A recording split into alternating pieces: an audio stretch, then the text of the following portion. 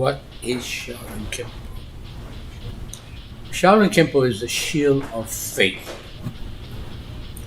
What I mean by the shield of faith, it is the power of three: the Father, the Son, and the Holy Spirit. Actually, also it means the law of the fist and the empty hand. When you have that shield of faith, the power of three, you will always be able to survive. It's so important. Giving you an example, power of three. The Father, if a person throws a punch, you give it to the Son takes it over, the Son will say, go in peace. If it means to strike, then you take it to the Holy Spirit. The Holy Spirit will strike and stop the person. There's your power of three. And then you put it together, it makes a person humble, and that's your prayer. Shaolin Kenpo deals with the fact of we're always in control of ourselves and in control of the person that's attacking us. It's so important to feel that you have that power of three within you, and you'll be able to stand up against the person. And I think we always have the universal motion of this. We always say this. In every nationality, they always have the humbleness of being humble. Now, when you're attacked, whether it's the left hand is going to be striking or the right hand, both hands will actually move in direction. Defense, offense, defense, offense. That's our natural position. And that is what Shaolin Kenpo is about. We try to work it, make it as simple as 1, 2, 3. Always relating to the idea of 1, 2, 3. The past, the present, and the future. The strength of my art is speed, power, and accuracy. Again, we're relating to 3 strikes. 1, 2, 3. It also involves with thought, words, and action. When you think about it, how to strike and where to strike, and that's what makes it so unique of Shaolin Kenpo. It's simple, and yet it's effective, because the power of 3 deals with the first power, you can bruise the outside. The second power, you can break the inside.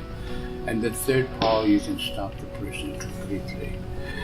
By that, what I say, the first power is that, for example,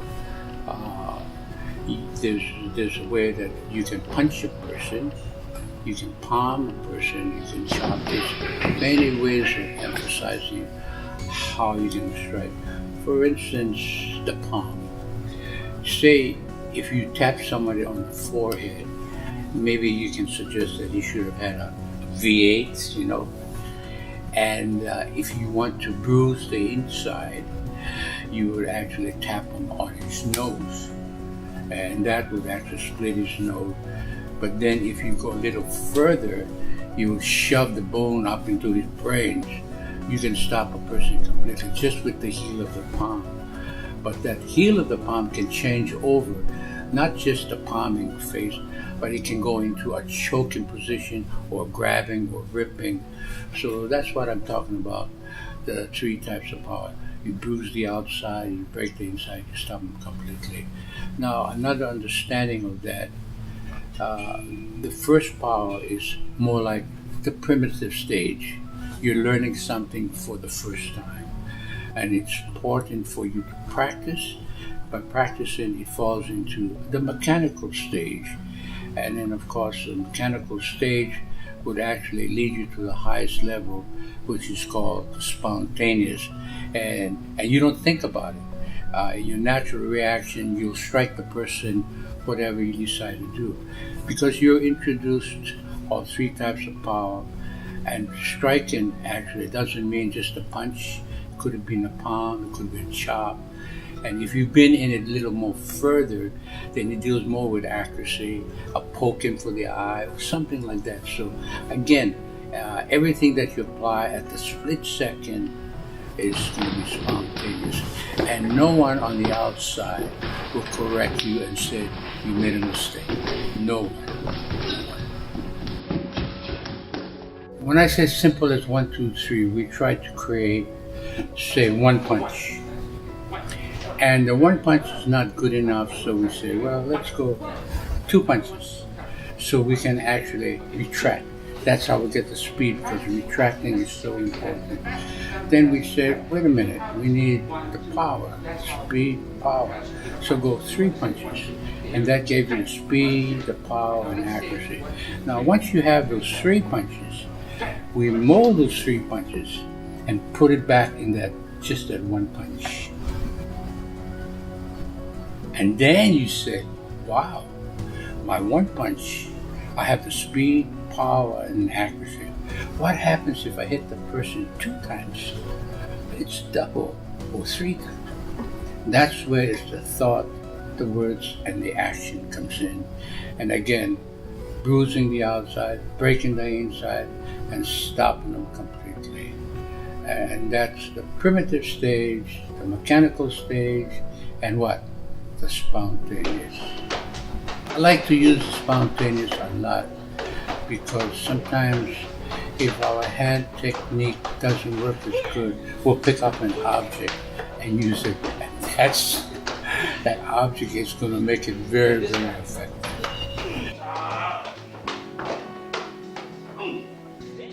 It makes no difference whether you got, if it's face going face, let's say if you hit the guy and give him 2 black eyes, that's fine. And they're going in the face. Now, if you don't have the accuracy with the fist, then the palm is good enough. But the whole idea is that's your target, face, going face, if that's what you choose. But make sure you are going for those targets. If you just go to a gesture of face going face and not knowing where your target, like face going face, that doesn't stop the person. You have to make sure that your thought of words is going to the face, the girl in the face. That's the action that you have, because you chose to go face going face. Now make sure you have that action behind it. If you just go just emotional, face going face, and no action behind it, it's senseless. It's a waste of motion. Just like having a gun. You got 6 bullets in it, and all you got being lucky. What happens if you have only 1? You better be really sharp at that. Otherwise, you might as well use it against yourself.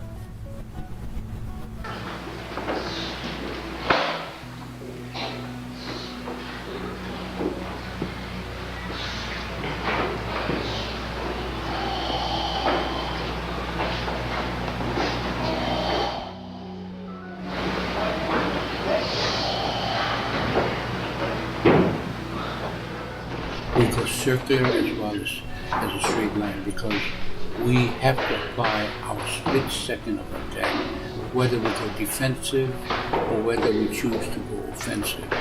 And that's what the Shaolin Kenpo is about. It's going either offensive or defensive. It all depends on our first application. If it meant that if it's going to be a defensive, we'll step back. But once we step back, that doesn't mean we're only going to step back. We can also repeat going forward. And then also we go forward, and then we'll stop at that split second. If that person has a good defense, then he'll go into defense. Then we'll have to go back to defense. And that's where the circular motion comes in, to offset that technique that's coming in. So I would say that in the Chinese system, it's a circular, but we can go either linear or we can go. There's no one way. There's all different ways.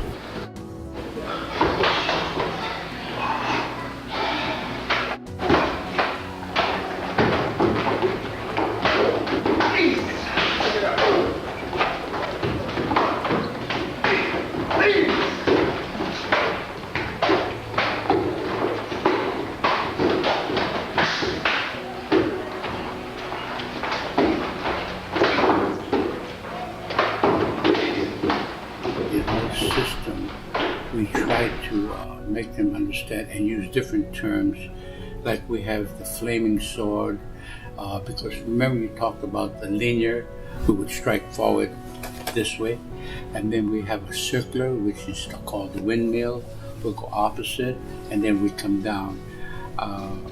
We try to counter as much as we can a person who actually is applying those techniques to us. In other words, if a person comes in straight into us, we'll go to the side. And if a person comes in through the side, we'll go inside.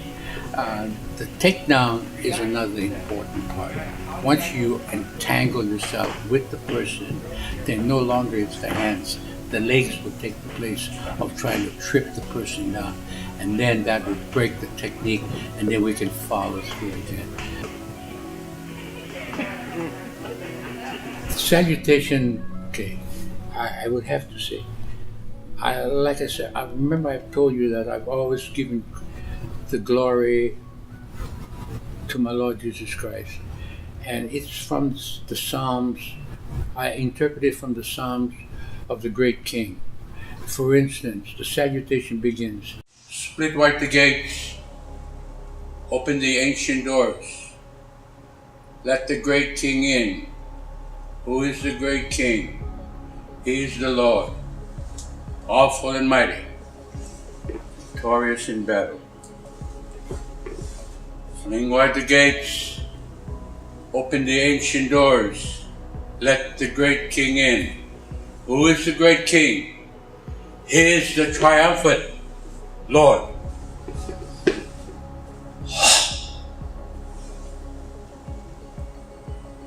I like to have my people, before they go into competition, if they can recite that and have him come into their heart, they will have all the strength and wisdom of their performance.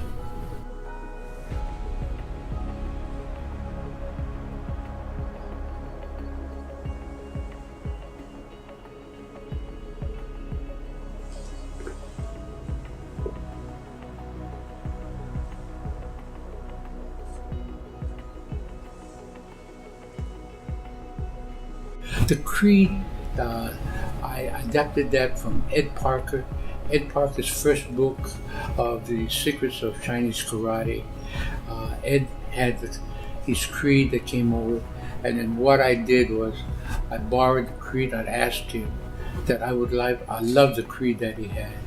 And the only difference that I did, instead of saying Kenpo Karate, I used Shaolin Kenpo. We both learned from the same teacher. It's just that as individuals ourselves, the Ed Parker system, the Ralph Castro system, we both actually are creative in our own style. And what we try to do is flavor by adding a little bit more. We don't take away anything from each other. We add everything that we have. Now remember, everything that we add is not taken away from anybody. It's just given to us. Now it's so important that we still have the same basic foundation, speed, power, and accuracy in our performance. Now, how you apply the speed, power, and accuracy will be up to each individual. Now, especially if you're fighting one person, or maybe you're fighting two people, or you're fighting three people, how much application or how much power and speed has to be applied at the same time. I would like to just say this way. If you take the first strike and deliver the first strike correctly with the speed, power, and accuracy, then that's all it is. But if you have to take the same speed, power, and accuracy and distribute against different people, it is still the same balance, because you're always delivering the same concept. You hit one person, you move on to the second person, the third, the fourth, the fifth. You go back and forth, back and forth. A dance is a person in motion. I think when we say we would like to use it as a dance, as techniques, because so someone doesn't forget their techniques. Like we're saying, remember we always talk about thought, words, and action. Just trying to remember what you said and put it in action, and make it like it's a dance to your own self. That's how I would say that. Then you have that inner strength in your body. Every muscle that you move is because that muscle was once produced by going into a certain position, and you're very comfortable. When you move to another division, it's another position. But just combining all of that forms a big dance. You could say it's a form, or when a form has fluid motion in it, That becomes a dance.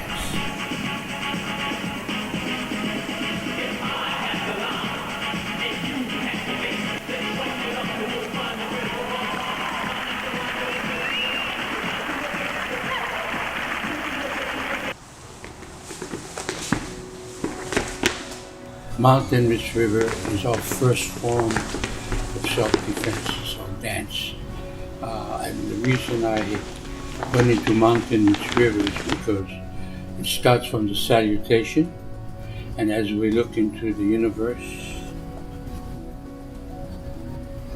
we ask for forgiveness, the Holy Trinity, and from here a prayer, and it changes from Mountain Ridge River. This is the snow, and this is the mountain. And the first disaster that we have is an avalanche. When the snow comes down, it wipes out everything and it covers everything.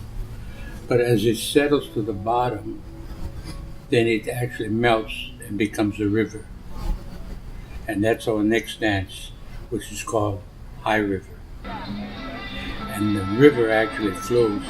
The water goes over, under, around, and that's the idea of continuous motion of flowing. The techniques keep on flowing, no matter what the object is. We either go around, underneath, on top. But anyway, as the water rises, it gets to a certain peak, then it has to break. And when it breaks, it becomes like a river dam. Just like the Niagara Falls, the water comes down. And once it falls down, it changes into swift rapids.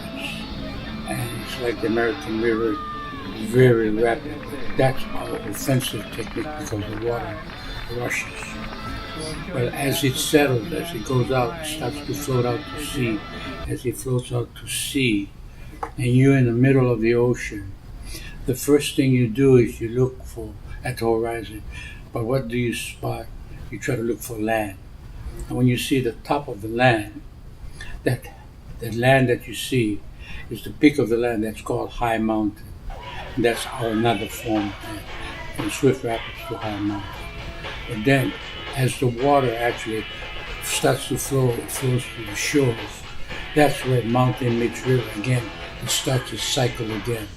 The water goes into the land, and that's when it evaporates and becomes like snow. So that's the whole idea of continuous motion. There's no ending to it. It's the beginning and there's the ending. And there's no ending. It's just the beginning. I think everything basically is universal, no matter what. A punch is a punch, a chop is a chop. But it's how you apply the technique. You see, every system is good. Every style is good. But it's the person behind the system that makes the system. Now, in our style, basically, we try to imitate the animals. I use the hand techniques as part of my dances. I use it. There's 12 techniques of hand motions, but that's how I pick up certain characteristics of certain people that I have. Try to get more of focusing or aggressiveness of the performance that if I name a certain dance, like Eagle Fly Slow, I would like the person to try to feel like he's an eagle and imitate the eagle. And I think that gives you the strength behind the technique itself.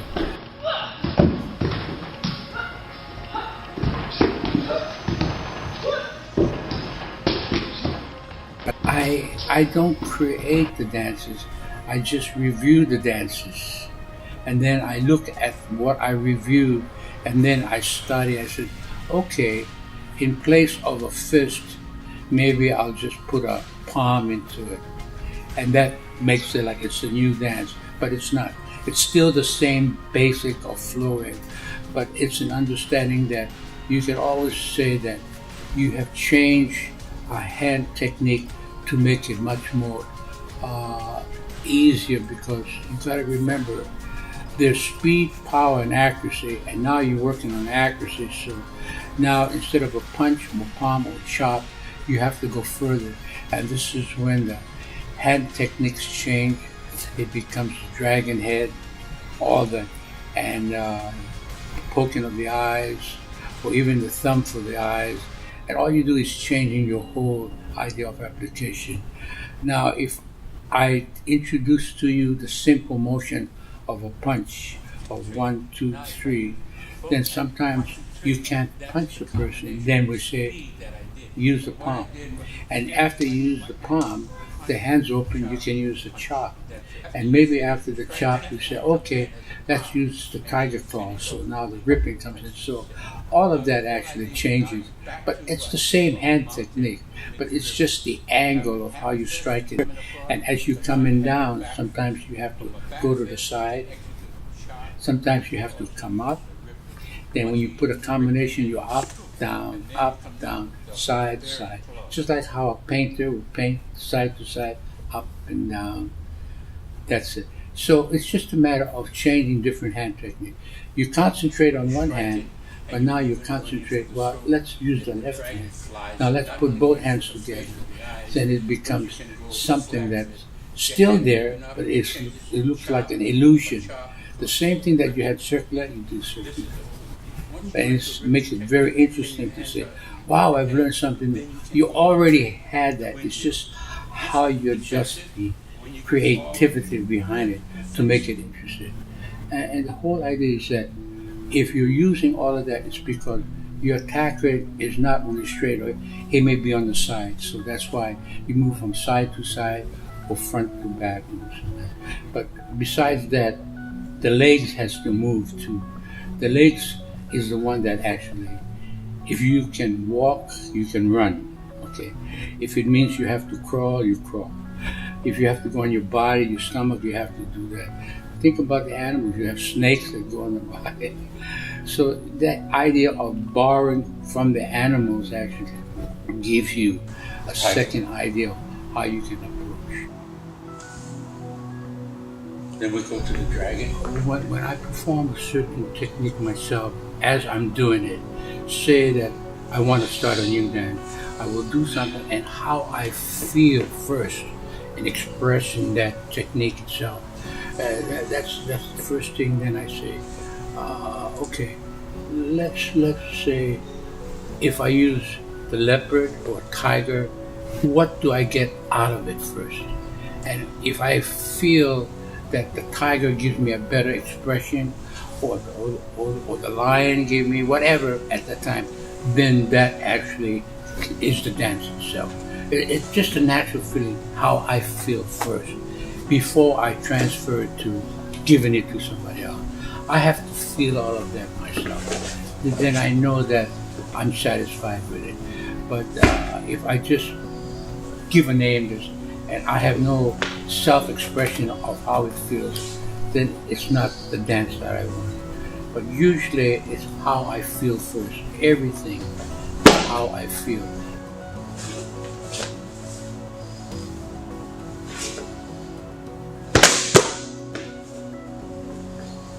I have to say that when I left Professor Chow, I was craving to learn, but I had no one to turn to except I turned to my Lord Jesus Christ. I just prayed every night, and then by amazement, I had it in my dreams. So in my dreams, I created everything. From my dreams, I would get up at night and perform the techniques. And then I just kept it in my mind, again, the thought, the words, and the action. And that gave me my three types of power.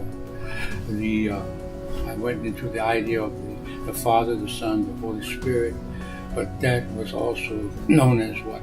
My shield of faith. And because of the salutation and everything, that's we introduced in our form. It's universal in the martial arts, the law of the fist and the empty hand. And that's where the natural position of mountain meets river. The right hand is the mountain and the left hand is the snow. But that was my creative. From there, it worked out. And then on my next dance, I went where it was, we have to take that very first step to a long, long journey. So my next key dance, besides the high river, the river dam, the swift rapids, and the high mountain, was iron fan. Because as we take that first journey, a long step, we need a fan to keep ourselves cool. So that's where the iron fan comes in. But then as we walk in, as we look, our next dance became Eagle Flies Low. The eagle flies, you look at, the eagle is the one that looks for a far angle, and he's looking beyond as he flies high, he's looking and he's looking, and that's where the eagle flies low. Then after the eagle flies low, our next dance is called Ripping Tiger. And the story is that you see the tiger running, and the eagle is the one that sees it. And as the tiger rests, the eagle comes up, and that's Eagle Flies Low. And then, of course, as we go to the next dance, the incorporation of starting using the weapons and everything. This is when you form the arrows, the spear. So that's where we took place of our dances. But see, all the dances actually have to be reminded that you cannot go on further unless you repeat everything that you learned from the beginning. Just to remind you, never forget your ABCs. It's so important for you to understand that. So it's always good to review everything from the very beginning, and then you can add on. Now, you remember we talk about working a straight line, but sometimes we're going to a circle, right? So that's why we're going to the four winds. That's so important. That the attacker might come in from different angles. So that's why we have to have the imagination of somebody to learn that. You imagine that person is coming from the left, right, back, and that's what it's called, four winds. But then we also learn that we may have to go opposite of it, and that's called crosswinds. That's the important part.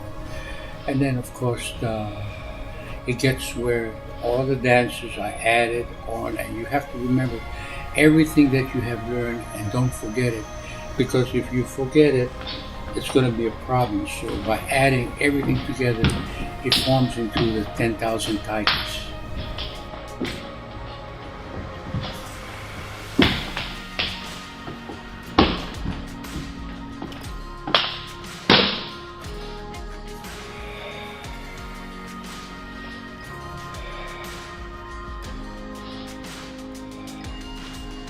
Shaolin Kenpo is an empty hand fighting, but Shaolin Kenpo can be a weapon hand fighting. Anything that's placed in the hand is an extension. Anything that you have, like a fountain pen, a pencil, a stick, a knife. In other words, you can still incorporate everything that you have and name that particular thing that you're doing your own form of a dance. In other words, you have an empty hand motion. My hands are in motion, but if I put a knife in my hand, it's the same motion, but it has a different effect behind it because it has a cutting effect. You put a pen in your hand, it's the same effect. You swing it right and left. Now it's a scratching motion. But let's talk about what happens if it is a striking motion. That's different because now you're striking into the vital spots of the body and you're making a dent into it, and that's stopping the person completely. Like a knife, you can actually stab or you can slice. A pen, you can scratch, but you can still stab. That's different. God showed me that. He says, feel yourself. You feel your own body. Wherever you feel that aching, that's the pressure point on that. I think we all have that. We know exactly. Feel ourselves and you adjust yourself and go a little bit deeper than what you think it is, and you can feel the pressure point. And then you apply that. That's the way it is. Somebody would say, okay, go for the eye. All right, go for the eye. Okay, where? Around the eye or in the middle? See, that's what it is. Use common sense behind it. That's all. Use common sense while striking. I gave you an area where to strike, but it's up to you to apply it. Thirdly, who showed me the iron palm? I think it was the performance by Jimmy Lee when he performed breaking bricks in palm. I noticed for the first time how he broke the brick with his backhand, and I've never seen that done before. So what I did was just create the flowing motion of a continuous motion of striking that I actually just created myself just on flowing motions of continuing instead of just the one strike. I went on a continuous motion, and I would say that I guess it's just a spontaneous reaction on my part. The sparring is almost like improving the same concept of the power of three. You bruising the outside, breaking the inside, or stopping them completely. I feel just to be in rhythm is important, and the situation that you're facing. Okay, now let's match for match. Okay, when you know it's a boxer, two boxers, you know that the rules are set that you can only punch, you cannot gouge the eye, so you have set rules. As far as for sparring, you say tournament competition. They have rules also in tournament competition that you cannot actually make full contact or draw blood, otherwise you may lose it. So, but then in self-defense, when you practice, you cannot also have blood drawn right away, but you can tell them that if you did hit someone, you're going to draw blood. So I think the controlling part plays the difference in sparring and self-defense. In other words, you can say, okay, in self-defense, I want you to make sure that you draw blood or make contact, and that's the self-defense that we're looking for because you're defending yourself. But in tournament, there's going to be certain rules. You cannot do this certain thing to injure. But it has the same concept of striking. In other words, in the sparring, you're still making contact, but you're not trying to draw blood on it. Okay. But then when you're going to self-defense, you are making contact, but you are allowed to draw blood. That's what it is.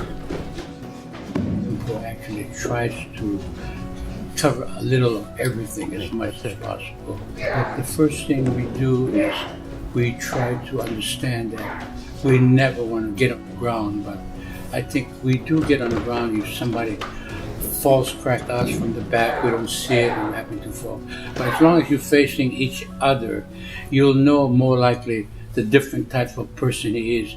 If he's a grappler or if he's a fighter, because a grappler will actually show his type of motion. He kind of just hump right away. He's trying to fake you. He's trying to use gestures of getting to you close, and you can beat that right away. But if you just let him to intimidate you, that's the worst thing. Remember, never let a person control you. You control him, and that's what Shaolin Kenpo is about. Fight your own way. Don't fight his way.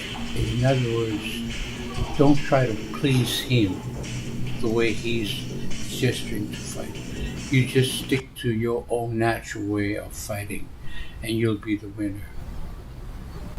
Just because he's a grappler, you're going to grab too? No. No.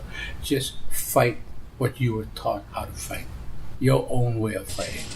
In Shaolin Kenpo, how it's applied to street, you have more control over the opponent than the opponent has control over you. In Shaolin Kenpo, it's because you were taught your three types of power, the primitive stage when you first learning it, and how much we say to practice that, which is called a perfect practice.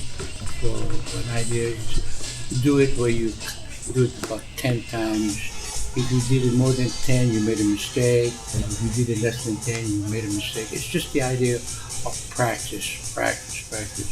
That will build you to the spontaneous.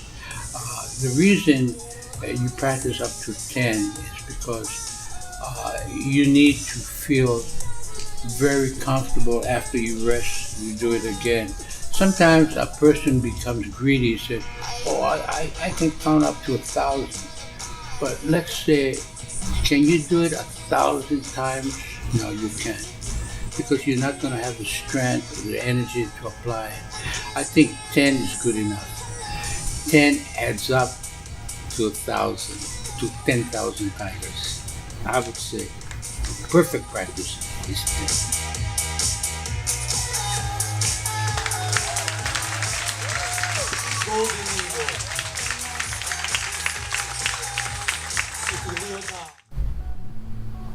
For me, a black belt, Shaolin Kenpo, that's very interesting. I have to question that. I question myself on that there. When I received my black belt,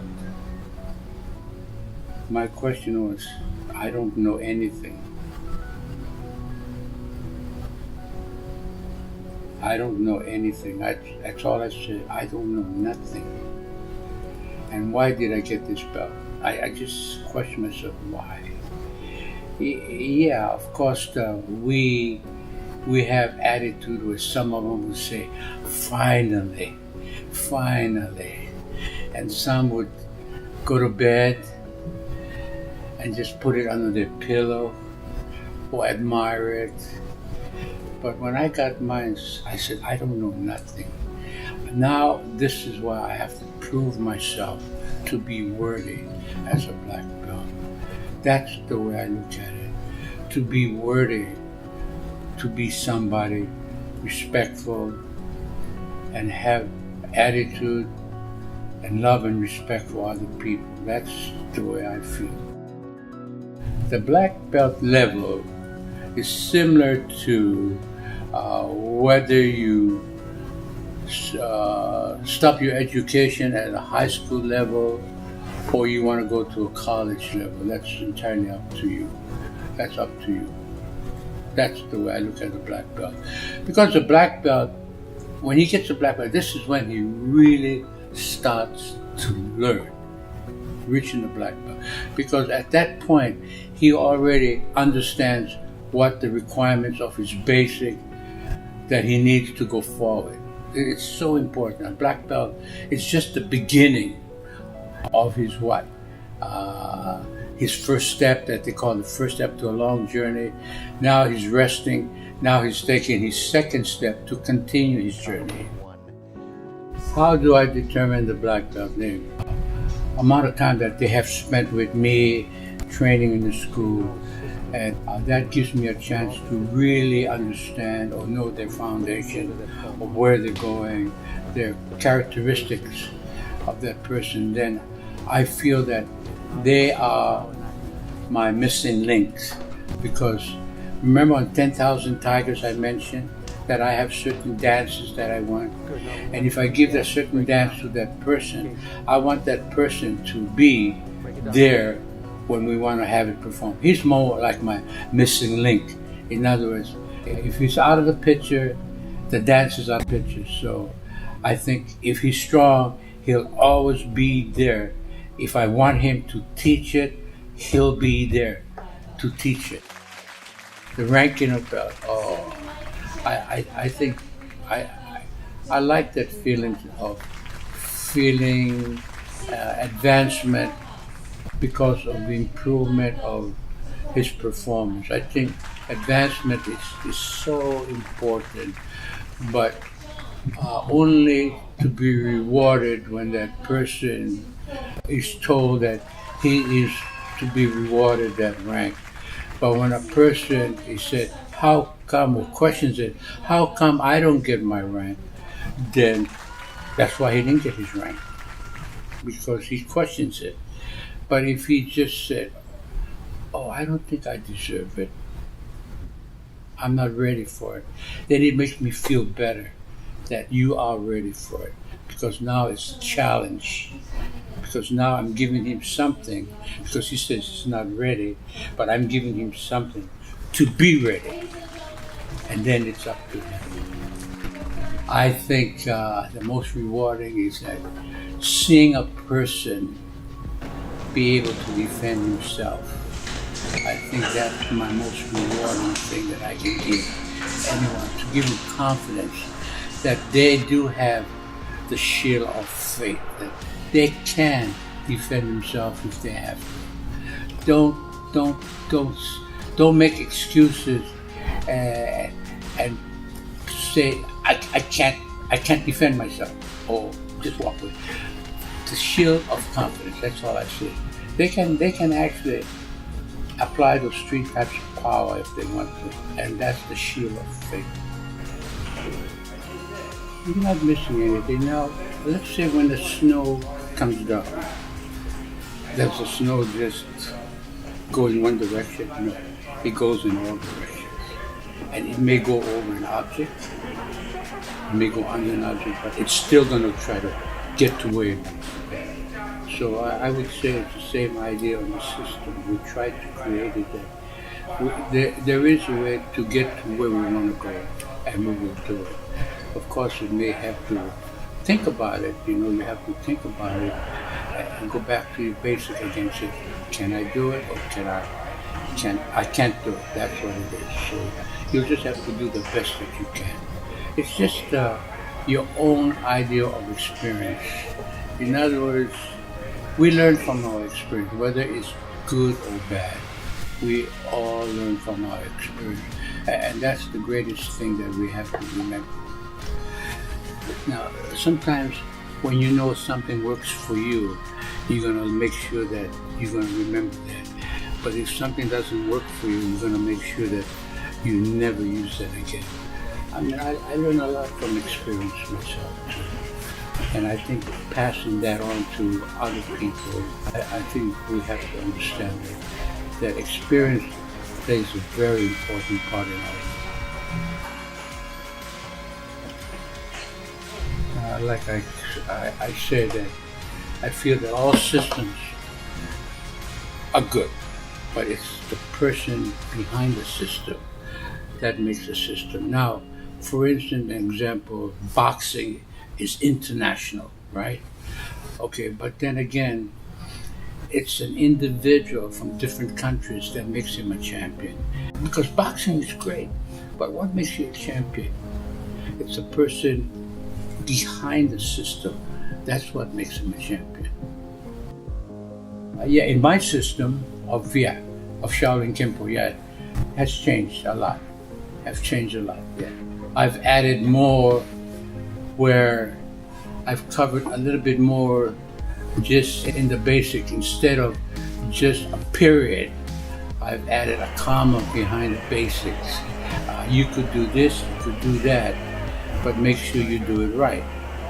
I would say Shaolin Kenpo, I think has come a long way. From what I've learned and what I've done, I think it has an appealing effect, very appealing. It's respected now by a lot of people, a lot of other systems, because it's different, but yet it's effective.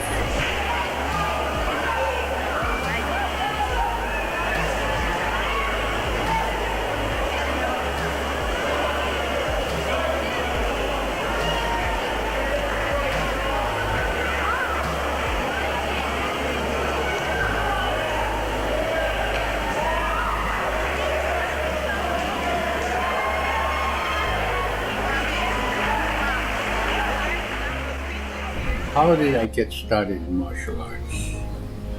In the early years, as a little boy, I learned the fundamentals of boxing through my dad. Basically, he's my hero, my dad. When I boxed with him, he would always say, attack me, try to hit me. My dad would just kind of bob and weave, and I'd try to hit him. And when I do hit him, I said, I'm sorry, Dad. He said, no, never mind, son. Just come on, hit me. And just the idea of punching my dad, I can't. But, as a father, he would actually just encourage you to attack him and fight.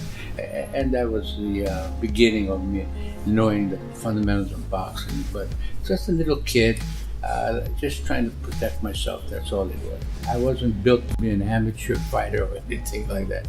But it did give me the ability of typical jabbing and right punch that, well, goes on. Of course, I had to defend myself before. I also had some Japanese friends that were involved in martial arts like judo, jiu-jitsu, and I went and watched how they, performed. And that was about it. I could not afford to get involved with the martial arts. My basic foundation is my basic boxing. One evening, as I was going home, my sister was hanging up a judo gi. And then I says to my sister, I said, "Wow, your husband's taking judo?" She said, "Shh, it's a secret." I said, "Secret? I'm familiar with the judo uniform." And she said, "No, it's a secret, I can't tell you." I said, "Okay, fine." So my brother-in-law comes home and I said, "Hey, Guido," that's his name, Guido. I said, "I see you taking judo." He said, "No, better than that, Kenpo." I said, "Kenpo? What is that?" He said, "My teacher can handle 16 guys." And I look at him, I said, 16 guys? Wait a minute. I know a good boxer can handle a couple guys, I know judo guys can throw people around, but this guy, Kenpo, he can defend 16 guys. I gotta meet this guy. So I asked him, I said, "Can I meet this guy?" "No, it's a secret, I can't." I said, "I'm your brother-in-law. What's the problem? Just tell him I'm your brother-in-law." He said, "I don't know." I said, Come on. I gotta meet this guy. You telling me a man that can handle 16 guys?" So he said, "Well, I tell you what, I'm gonna go visit my friend, Bill Chun, at his home this weekend, and I'll take you with me." I said, "Good. I like to go and meet the guy." So the weekend came along.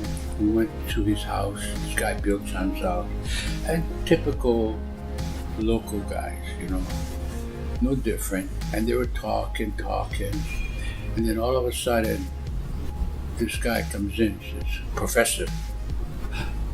I look at this guy, he's stout, piercing eyes, and I noticed he had calluses on his knuckles, and that's the first time I ever experienced seeing somebody with calluses in this and very stocky and piercing eyes. I said, "Whoa, okay." But anyway, they said, Professor, they talked to him. And I'm an outsider, I was just one side.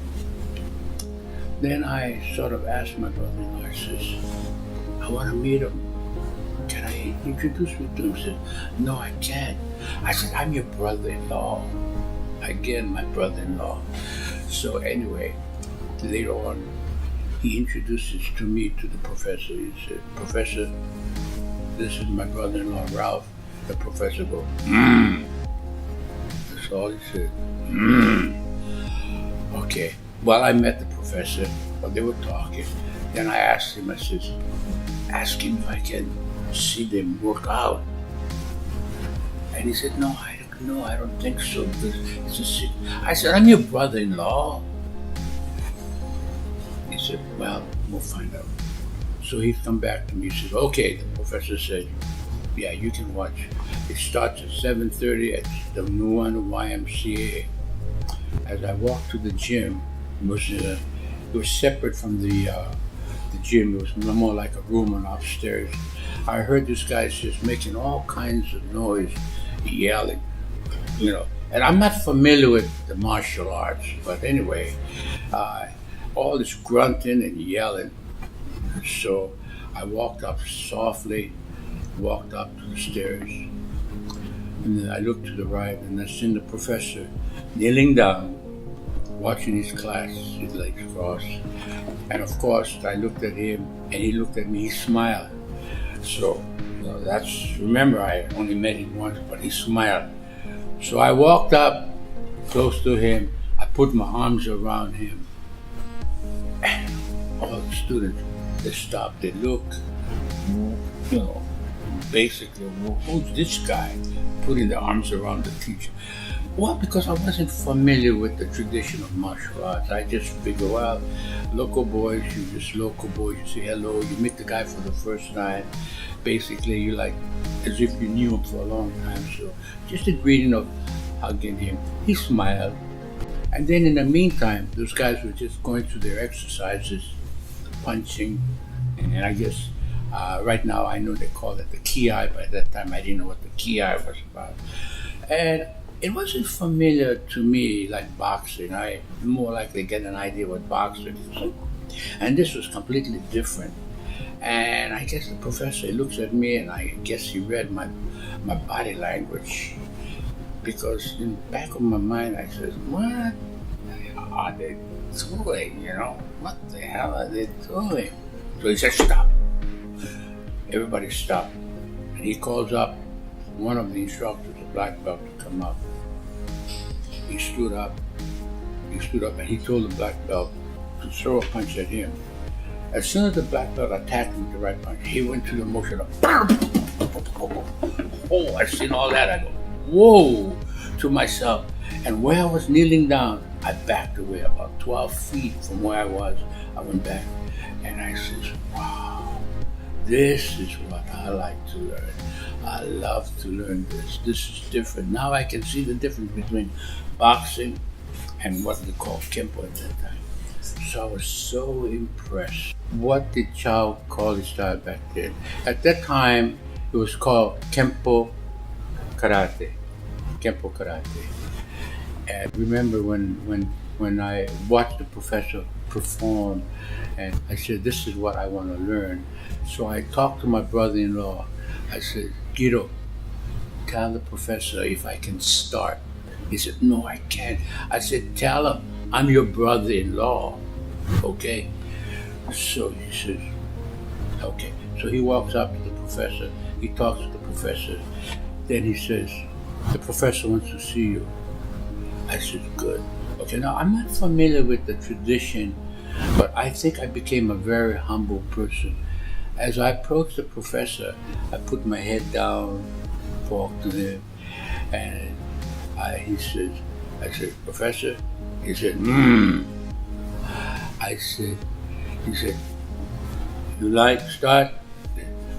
Yes. He said, okay. 3 times a week, Monday, Wednesday, Friday.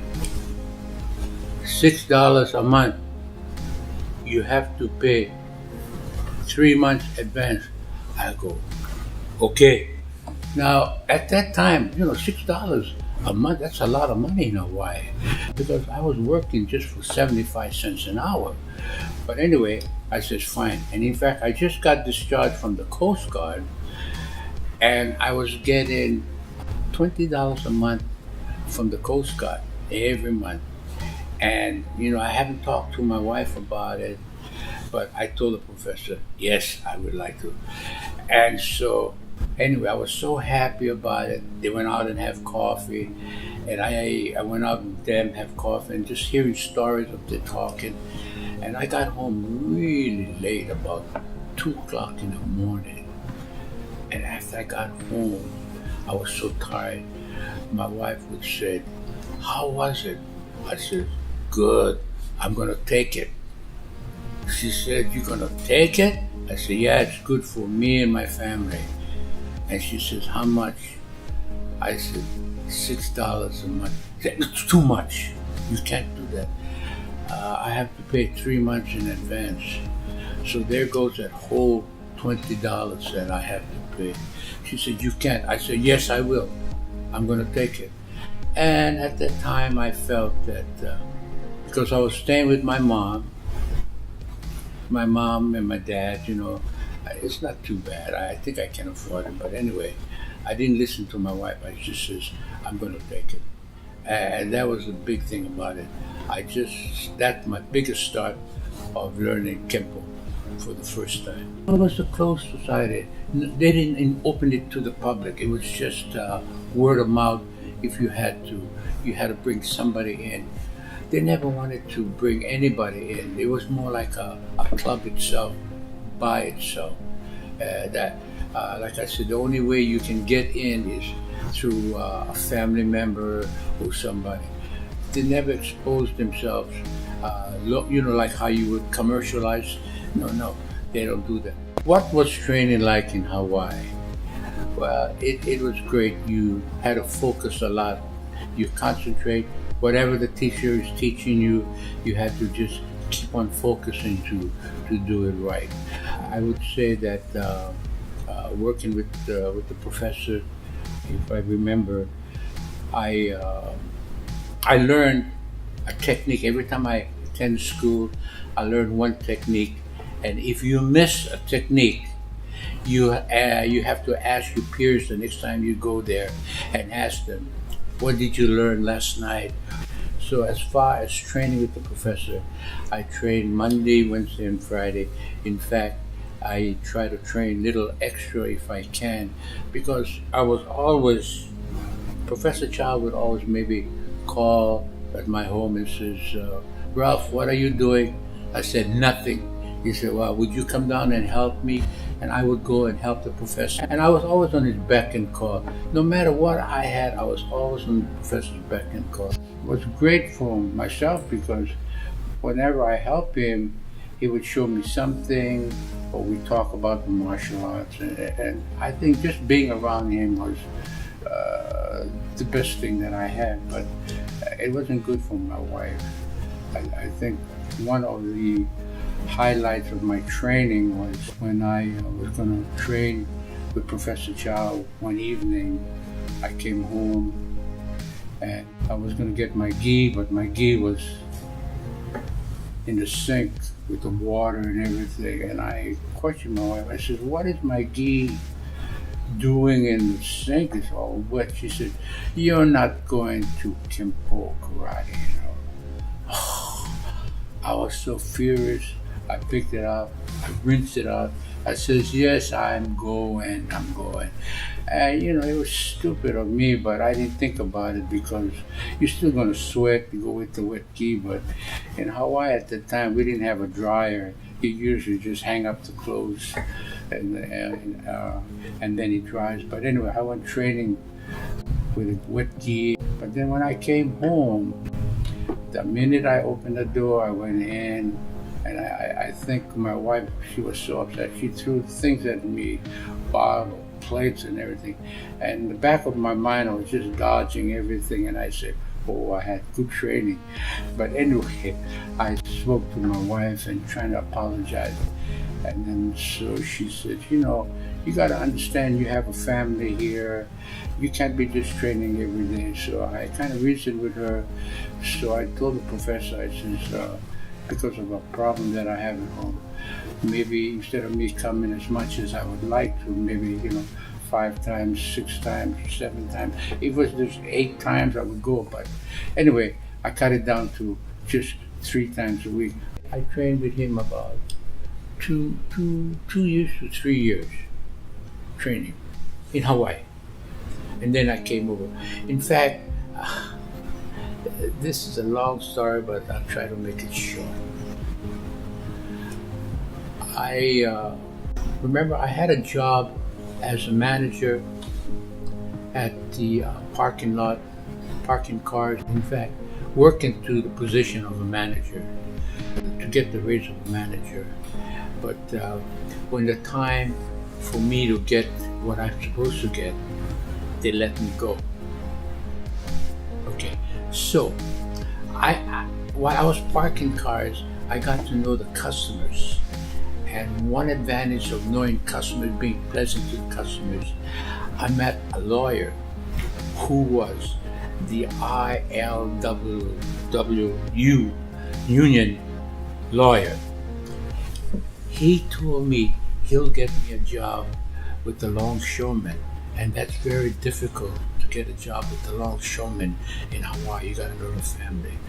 But I got the job just like that. And then when I went into the longshoremen, it was a good paying job. People always ask me, how did you get the job? I said, my uncle. My uncle. I never told him it was my lawyer that got me the job. So anyway, things were going good. I was making good money, and my wife wrote to her mother and said she wanted to come home and visit her mother. And this was for Christmas, okay? And the mother says, okay, she says she'll send some tickets for her. But it wasn't on the airplane, it was by ship. Yeah, and it was the President Cleveland ship. And at that time, I had 4 children. June was the baby at that time. So my wife and my sister took the ship from from Honolulu and took them all the way to San Francisco. Now remember, I just got that job in Longshoreman, so there was no way that I can go. But anyway, my wife wrote back to me and says, "Dear Ralph, I'm not coming home." And that breaks my heart, because there goes my family, and it says she's not coming home. And so I had to talk to my teacher. I said, "Professor, I have to go, because my family is in San Francisco and I have to go." And that's how I left the professor. I had to leave the professor to meet my family. When I came to the mainland, I had no job. So somebody got me a job at the service station. In fact, I applied and I worked at the service station. And working at the service station, maybe about for 6 months, we all got a notice that we're going to lay off some people.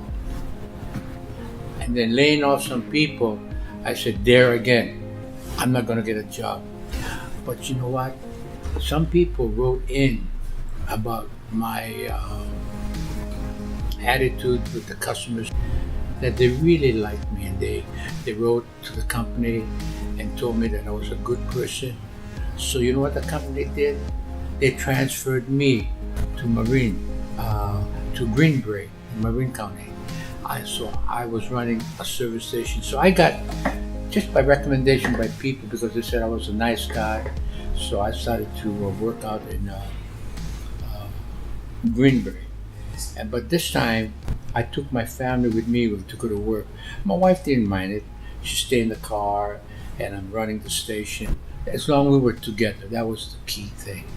And so, but I'm practicing at home, doing my karate as by myself. And my wife says, "What's wrong?" I said, "I'm miserable. I want to work out." And this is where she says, "Well, why don't I start teaching somebody my own?" And that's when I introduced my friend Macario Dela Cruz to start learning. And that's how I started to work out with people. And then we worked out in our living room, no, a dining room, small little dining room, working out. We have to move the dining room set out of the table. Just a little room working out, until one day, one of the guys almost flew out of the window with a fast stroke. I stopped him, I grabbed him. My wife said, "That's enough, you gotta get out of here. You can't, somebody's gonna get hurt. You gotta get out of here." So where am I going? I have no place to go. So the place that we were staying on, 1014 Bryant, there was an alley. And on the weekend, they used to have a meat company there. Nobody's there. So we used to train on the rooftop, and we trained in the alley. I went to the grocery store on Mission Street, and I just happened to mention about I need a place to work out this. He said, "Hey, I tell you what, I got a store that I got a lease on it, and it's two-year lease yet, but you can have it. But the only thing you have to do is you have to pay for PG&E, for the electrical, and it's going to be $120. That's how much you have to pay." $120, I have no money. So I had 12 people training with me, free, right? So I suggested to them, I said, "Hey, you know what? Why don't you guys, everybody chip in $10, each of you, and we'll have our own school." And this was on Valencia Street, number 1 Valencia Street, right at the corner of Market and Valencia. Some people never wanted to put out any money, but some people said, okay, they're putting in $10. So I got the place. But again, when I got to school for the first place, I had to cover up the windows because it was more likely it's not open to the public. Close up windows. And people to get in, they had to knock on the door. And so that was my training there. And that was my first time I opened up a school in that area. I brought in a friend. He was a judo man. He had a school on 24th and Potrero. I told him that I have this place that I'm leasing right now, but I gotta give it up about a few more months. So he invited me to his school, and so I trained there at his school, but I had certain days that I can train. He had it Monday, Wednesday, and Friday, and I had to train just Tuesday and Thursday. And so we got along fine, and we're supposed to split up the rent. But you know, he wasn't honest with me because he wasn't paying his rent. Every time we have to split, I was paying his half. The splitting was always that I was paying his half, he wasn't paying at all. And I never had the freedom of doing what I want because that's his school. So I decided that I think I better move out. So that's when I went on back to Valencia Street. I found a school on 1132 Valencia Street. That was my big school that I had. And the thing about it, next door to my school, there was a bicycle shop. The guy had to move out. So when he moved out, I got in touch with the landlord's son. They actually had the apartment upstairs plus the building downstairs. And he told me that if I wanted to rent the other half, I can have the other half. So I said, it's fine. But what we did with all my people that I had at that time, and I had to move next door. So one evening, I had all my black belts, not my black belts, but my students lining up on the wall. We'd kick the wall, we'd punch the wall just to break through for the first time to open up a new place. So everybody punched the wall, kicked the wall, this and that. And I had a big article that time in the newspaper saying that this guy opened up a karate school and he punched the walls. What art did Professor Chow train?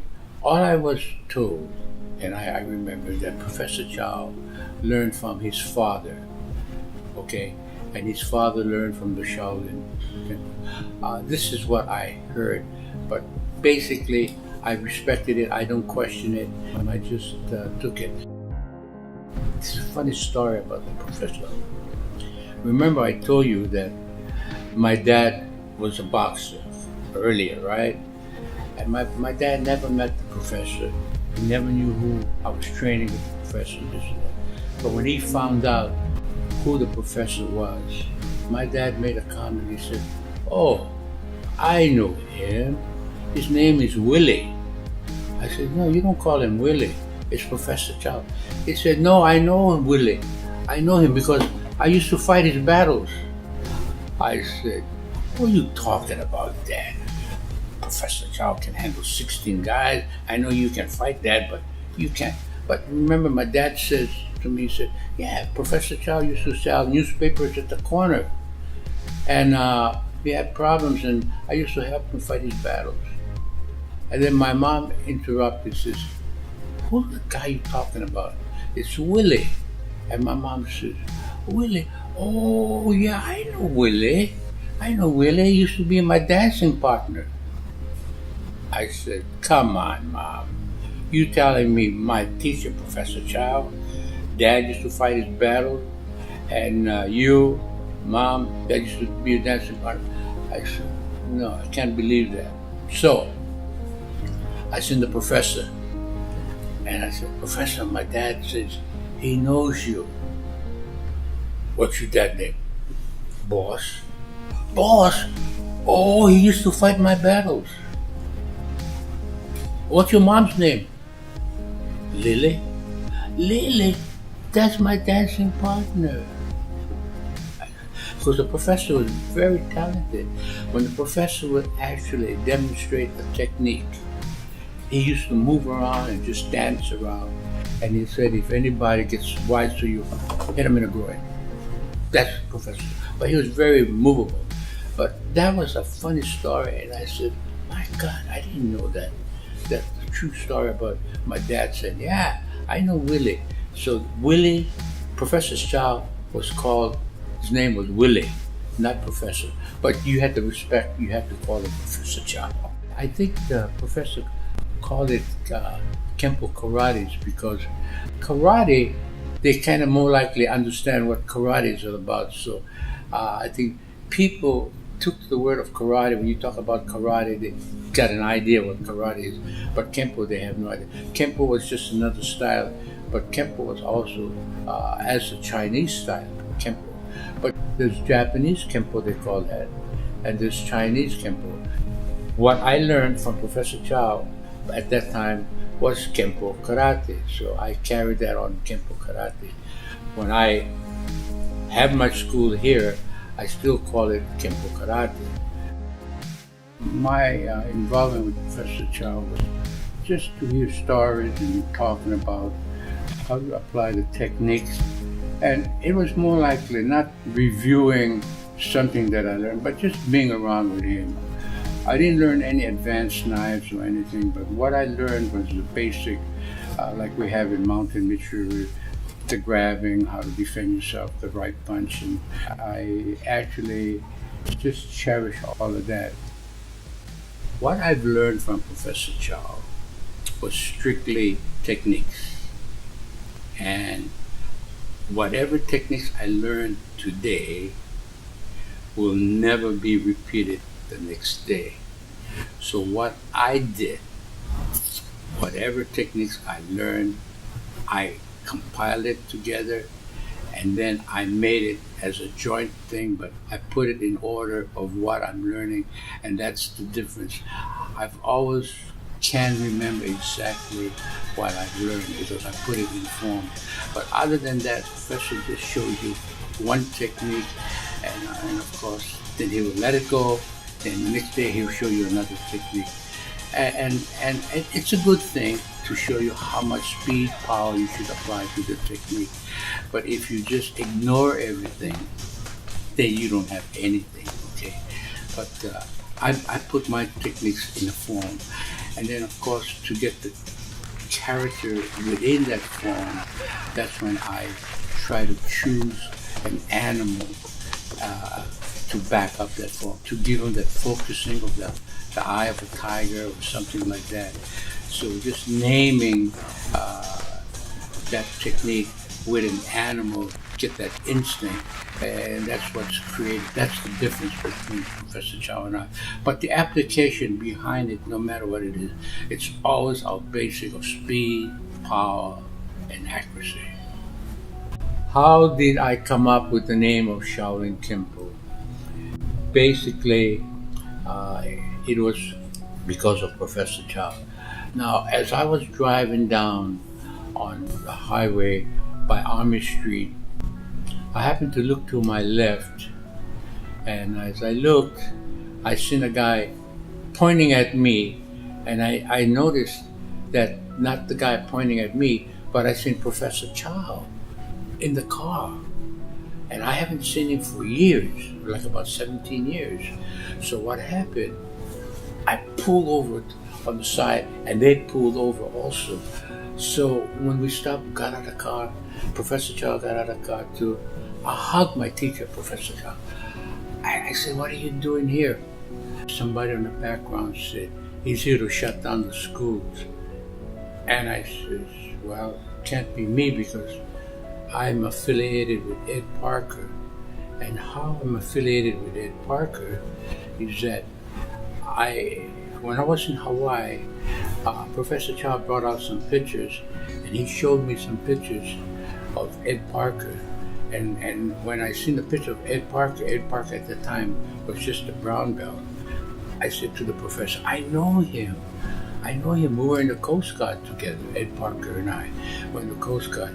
And then I said, where is he? And then he mentioned that, well, he's in Southern California. And so when I was here, I made contact to Ed Parker one day, and he was so surprised to know that I was taking Kenpo from Professor Chow. He was so excited. So Ed Parker came down and we talked. And I noticed that he had a school in Pasadena, and he was involved with movie directors, producers, and all the actors. And he also mentioned that he chose Hollywood, and that's where the money was. So I was so impressed with Ed, and he was also impressed with me. Well, anyway, at the time when I sent Professor Chow on the freeway, they said they're going to close down the school. I said, you can't, because I'm affiliated with Ed Parker now. I got a black belt, I'm affiliated with Ed. I don't think there's no necessary Professor Chow that goes on the school. So what I did, I invited the professor. I said, come down to my school. And the professor said, yeah, I'll come down. And when the professor walked in my school for the first time, he had an entourage, about maybe 5-6 people walking in with him. And they all walked in, like that. And then so I called out my students, I called out my children. My children performed, my brown belts performed at that time, and I performed. And so when the professor seen my performance, he was so amazed. From when I left him and what I had to do was completely different. I've always had something to eat at after class. I usually take my family, we go out and have some Chinese. So I had a table set up. There was 3 tables, because my children, myself, Professor Chow, and the people that he had with him. So I took care of the bills and everything. And while I was there eating and everything, I talked to the professor, and I mentioned to him that I would like to him that if he ever came back, I would pay for his transportation coming here. Maybe I can have a seminar with him. And in fact, we have the California Karate Championships that Ed Parker and I had together, and I wanted to invite the professor to be there. So this one year, the professor says, okay, he'll come by. But there was a little conflict on that, and I'm sorry to say that, because I didn't know that Ed Parker and the professor had a fallout at that time. And so when I told Ed that I was going to invite the professor to be at the tournament, Ed didn't like that. So what happened, I tried to negotiate with Ed, telling him that we'll take care of all the expenses of the professor, this and that. But Ed was upset with the professor, or vice versa, the professor was upset with him. But that's when the Professor Chow said that I should actually have Shaolin Kenpo, because it's different from Ed Parker. So that's how Shaolin Kenpo. So that year, we went under the banner of Shaolin Kenpo, and we attended the international championships. And that year, that's when all my children captured first place. Shaolin Kenpo did very well, and that's how it became very strong, Shaolin Kenpo. Now, remember earlier I said that we were having the CKC, and then I invited Professor Chow to be here at the CKC, and at the same time I tried to have a seminar going, and we have people from all over the country attending the seminar, plus the CKC. But anyway, when the professor came here, we had a seminar. People from all over the country attended, and it was a good seminar. And the night before the seminar, I would ask the professor what he was going to teach. He said nothing. I said nothing. I brought him over for a seminar, and he says nothing. So I says, well, that evening before the seminar, I says, why don't you show me? I mean, if you say you're not going to teach nothing, why don't you show me? And then he said, yeah, you teach him. I said, okay, show me what you have. So my family and I, we practiced exactly what we're supposed to do. So at the day of the seminar, the professor was just looking around and watching how we're giving the seminar. And then we had a lunch break.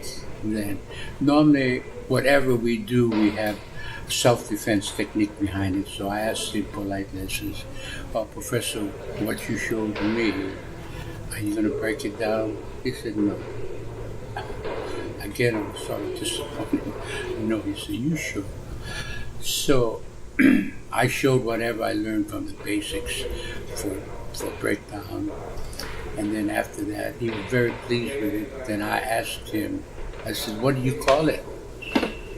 He said, nothing. I said to myself, well, since he was nicknamed as Thunderbolt, so I said, can I call it the Thunderbolt form? He says, okay, fine. So that's how the Thunderbolt form, the dance, was created. And so I guess that's what Professor actually was very impressed with, naming the Thunderbolt set. And that's why he said that I should call it Shaolin Kenpo, different from Ed Parker. Now, Ed Parker was very unique. He had the speed, the power, and accuracy, just like that I had, because we both trained with Professor Chow, and we got that from Professor Chow with all the speed, power, and accuracy. But then, when I got my 9th degree black belt, a few years after that, that's when the professor passed away. And when he passed away, I told Ed Parker, well, Ed Parker, you should step up to the plate now, and you should be the Grand Master. But this is when somebody else was involved in the picture. Another person named Sam Kaoa, who actually claimed that he is the successor to Professor Chow. Because when Ed and I Ed was by himself, and of course I was teaching my own Shaolin Kenpo. Sam Kaoa got very close to Professor Chow, and he claimed that he showed a diploma that he was the successor, and we didn't want him to go that. I knew what Sam Kaoa was. He made stories of that. He trained Professor when he was a little boy, and that's all BS. We know the true story about it. But anyway, he contacted Black Belt, and we're supposed to get together, Black Belt, myself, Sam Kaoa, but he never did get together. But anyway, Ed refused to take that position, and of course, after that, after Professor Chow passed away, then another year, Ed Parker passed away. So what am I going to do? Well, since I got the rank of 9th degree, I decided to be the Grand Master of Shaolin Kenpo. I'm not going to go into the Kara hole of what Sam Kaoa was doing. He claimed to be the successor of Kara hole. Well, I'm Shaolin Kenpo, so I have my position to take care of and my association. My thoughts on Bruce Lee, when I was living at 1014 Bryant, and Ed used to come down and visit me. Ed and I happened to be in Chinatown, and then I seen a book of brick breaking, and it named the person Jimmy Lee. So when we seen the book of brick breaking, Ed and I, we got in touch with Jimmy Lee, and we talked to Jimmy Lee. And Jimmy Lee, again, was a very nice person. He was practicing Kung Fu. He was with Y.C. Wong. No, not Y.C. Wong. I forgot the name, who he was with. But anyway, he was in Waverly Place in Chinatown training. We went over to his house, met him, Bruce Lee, and we became good friends. And it was Jimmy Lee that called me up at my home while Ed Parker was visiting me and said, Ralph, you guys got to meet this guy, Bruce Lee. This guy is fantastic. And so Ed and I said, okay, fine. We went to to Jimmy Lee's house, and we met Bruce Lee for the first time. And Bruce stood up and he performed. And wow, he was really good. He had a snap and everything. And Bruce was a very arrogant person, but he knew what he was talking about. That's one thing about it. He backed up everything that he was talking about. He ended up that Bruce became a guy that he was funny. He was like a philosopher. He was funny, very knowledgeable. But you get to know him. He likes you, and you became the best of friends. Jimmy would tell me, Ralph, let's go to Chinatown. Let's go have lunch, this and that. And then when I go to Chinatown to have lunch, I walk in the restaurant. Who's there? Bruce. More likely, just kind of surprising. And Ed was there too. We just get together. We're the best of friends. In fact, when Jimmy invited me, and I met Bruce, I invited Bruce to come down to Valencia Street. And Valencia Street, and Ed Parker and I was there. And Bruce would always perform his technique with Ed Parker, and Ed and I, we look at him, we say, wow, this guy got the speed, he got the power, and he knows what he's doing. So when the movie The Green Hornet came up, it was because of I think it was in 1964, Ed Parker's first international championship. That's how Ed invited Bruce to perform at the international championship. And this is where Bruce performed the 1-inch punch, where he would actually have a guy stand up and he would hit the guy so hard, the guy would fall back on the chair, sit down on the chair. And Bruce had that technique done right, the 1-inch punch.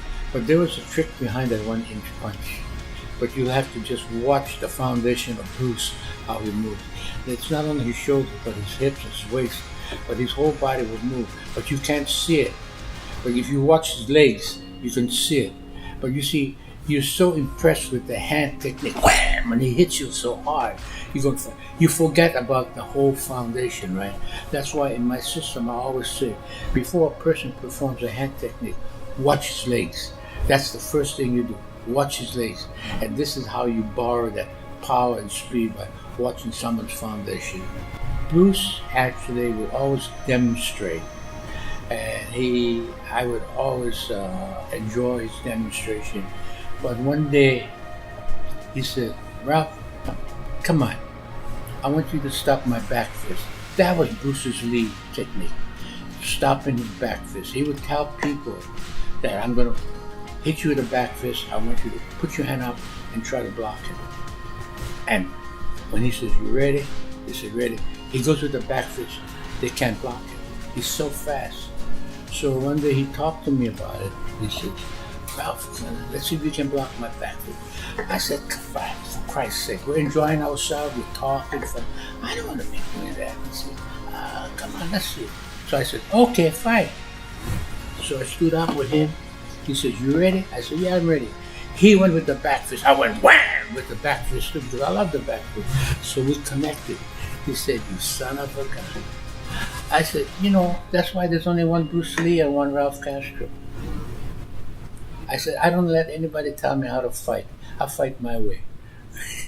My understanding with James Mitose, this is what I heard. Professor Chow basically was very streetwise. Okay, he learned a lot of stuff. What he claimed from his father. And Mitose, coming from Japan, was actually he had a reputation for teaching Kenpo, and he and Chow got together. Now, Mitose was a person very smooth when he talked, and Professor Chow was one of his instructors. But Professor Chow, because of his extra talent of teaching a little bit different from Mitose, he still did what Mitose wanted, but he had the Chinese style of practicing. So a lot of the people wanted to learn what Chow had. So when Mitose left, he designated certain people to be representing the system that Mitose had. But Chow actually went on his own, and that's when he called it Kenpo Karate. Basically, I think that all the teachers want to be at least 3 steps ahead of their students. So I would say 15th degree, that's it. Now, Ed Parker was saying this, so high that you can be, but I think the teacher always wanted to be separate from his students, so he always claimed to be at least 3 degrees higher. Yeah, he was 13th, he came to 15th degree, and of course they claimed at that time 15th is the highest, but who is to challenge the man, basically, when he wanted to set himself apart from everybody else? because he was a person by himself. And who was going to face him and challenge him? I don't think anybody wanted to challenge him at that time. So let it be. If he wanted to be 50th degree, that's fine. I'm content with that. I'm not going to challenge that. My purpose of teaching martial arts is to have every person have the confidence in himself that he will always be able to defend himself. That's all I want. I want to share that. As simple as 1, 2, 3. Always be able to defend them. Do not be afraid. Do not be afraid. I just want to see ourselves being accepted by other people. That we have a good system. That they want to learn it. Just like people want to learn judo, jiu-jitsu. It's a popular system. That's all I want it to be. Because it's different. It's different. That when we perform it, people will say, "Wow, it's different from certain styles." It's more like not one of its kind, but it's something that they would like to learn. Something that they look forward, that they want to learn. It's just like how you say how people want to learn mixed martial arts. I just want that people would love to learn Shaolin.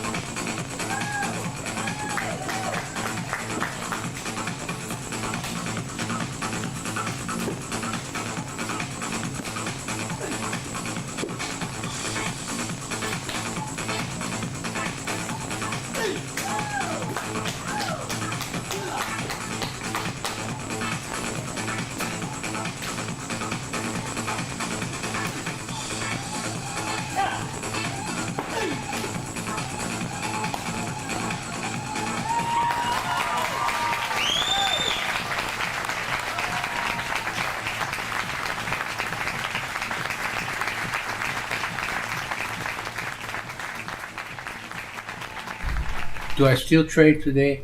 I train every day and every hour and every minute. My mind is constantly involved in what I'm doing.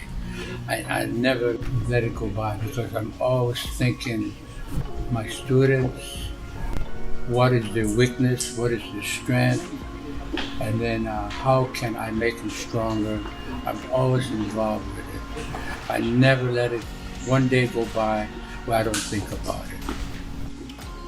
I think people like you that have been involved with it for quite some time can understand that. Yeah. But some who have just made it, they can say, okay, I made my black belt, that's it. What else is there to learn? No, there's more to learn. This is when you begin to learn. And that's it. See, the difference between a student that understands the system and one that doesn't understand. I can talk to someone and explain myself and they'll understand. But if I have to stand up and show them how it's done, then they don't understand it. See, that's why even talking to my own children, I can just tell them what is good and what is bad. I don't have to display it because they already understand it. But when someone says, I don't understand, well, what do you mean? Then they're not ready for it. Well, I'm not using that much strength that I used to use. I've already focused on the idea that I don't need that much strength to apply what I need to. I don't have to condition myself like I'm going 15 rounds in boxing. I don't need that. All it takes me is just a few seconds to handle the situation. Because of my experience, I kind of say that I don't have to go round for round, to or less 2 minutes. I don't think so. Because even when I try to think about the early years when Bruce Lee had his situation that he fought the guy 2 minutes, and I thought it was ridiculous. 2 minutes in fighting to defend yourself. It's ridiculous. You should be in 3 seconds, just like that. 1, 2, 3 to stop anybody. And that's how I feel. No matter how old I am, I can still do it in 3 seconds. I think I became wiser. That's all. I became wiser from the day that I was younger. In my younger days, I disagreed with certain people. I would just challenge them right away to put my point across. But today, I don't want to do those things. I want to just talk using kind words and talking to the person and make them understand that there's more than just trying to fight and kill each other. I just want to live in peace. That's all I want. I became wiser, that's all. But you know, when I was younger, I don't care. I was crazy.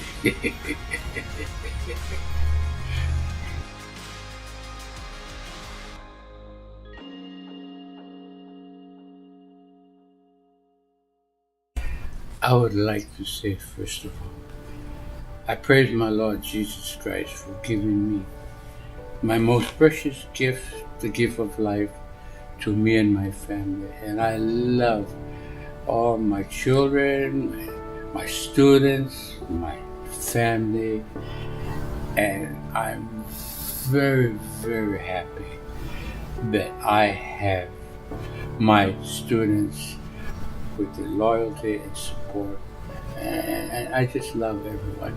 I thank you. God bless you.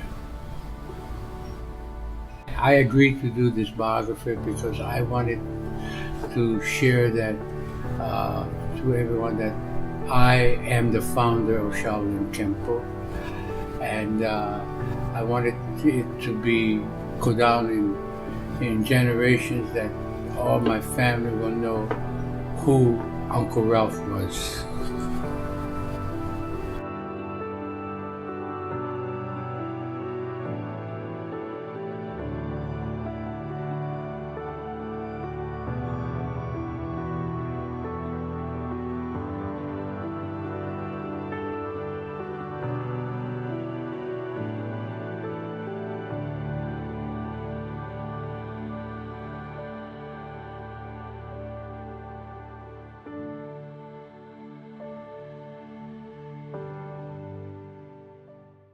Gregory, what do you think is the most important thing for a white belt to learn?